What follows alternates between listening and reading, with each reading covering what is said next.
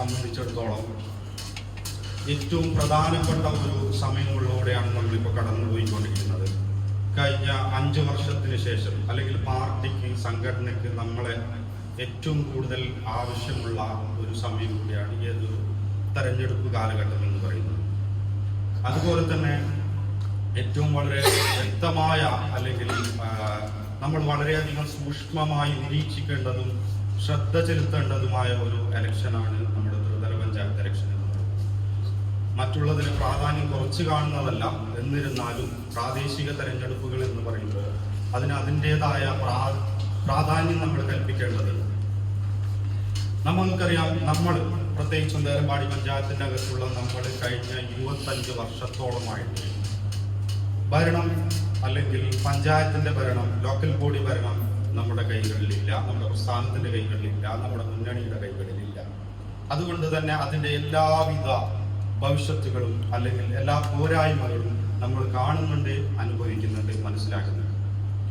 പ്രത്യേകിച്ചും നിങ്ങളിൽ എത്ര ആൾക്കാർ ഇത് അറിഞ്ഞിട്ടുണ്ടോ അല്ലെങ്കിൽ കണ്ടിട്ടുണ്ടോ എന്നുള്ളത് എനിക്കറിയില്ല. എന്നാലും ഈ ഒരു 2 ആഴ്ച മുമ്പ് ഒരു ഇൻസ്റ്റാഗ്രാം റീല് വളരെ വൈറലായി കൂടുന്ന ഒരു റീല് കണ്ടിട്ടുണ്ടായിരുന്നു. ഒരു പക്ഷേ നമ്മൾ നാട്ടുകാർ ആരെങ്കിലും ആണോ അതുണ്ടാക്കിയെന്ന് എനിക്കറിയില്ല. വളരെ പ്രസക്തമായ ഭാഗങ്ങളാണ് അതിൽ ചൂണ്ടിക്കാണിക്കുന്നത്.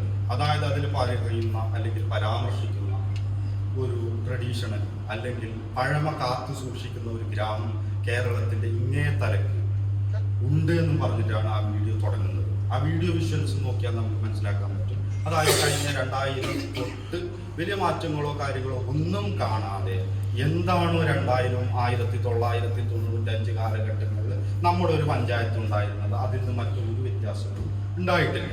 അത് അതേപടി ഒരു ഒരു ഒരു ഒരു ടൂറിസം പോലെ അല്ലെങ്കിൽ കാത്തു സൂക്ഷിക്കുന്ന ഒരു ട്രഡീഷണൽ വില്ലേജ് പോലെ ഉണ്ട് എന്നാണ് അയാൾ അതിൽ പറയുന്നത്. അത് അദ്ദേഹത്തിന്റെ ചിന്താഗതി, അദ്ദേഹം ആ ഒരു ട്രഡീഷൻ കാത്തു സൂക്ഷിച്ചു എന്ന് പോസിറ്റീവായിട്ടാണ് അയാൾ പറഞ്ഞത്. പക്ഷേ അവിടെ ശ്രദ്ധിക്കേണ്ട പ്രധാനപ്പെട്ട ഒരു കാര്യം എന്ന് പറയുന്നത് ഇൻഫ്രാസ്ട്രക്ചർ ഡെവലപ്മെന്റ് പോലും നമ്മുടെ അടൂർ എന്ന് പറയുന്ന ആ ടൗണിന്റെ അകത്ത് ഉണ്ടായിട്ടില്ല എന്നുള്ളതാണ്.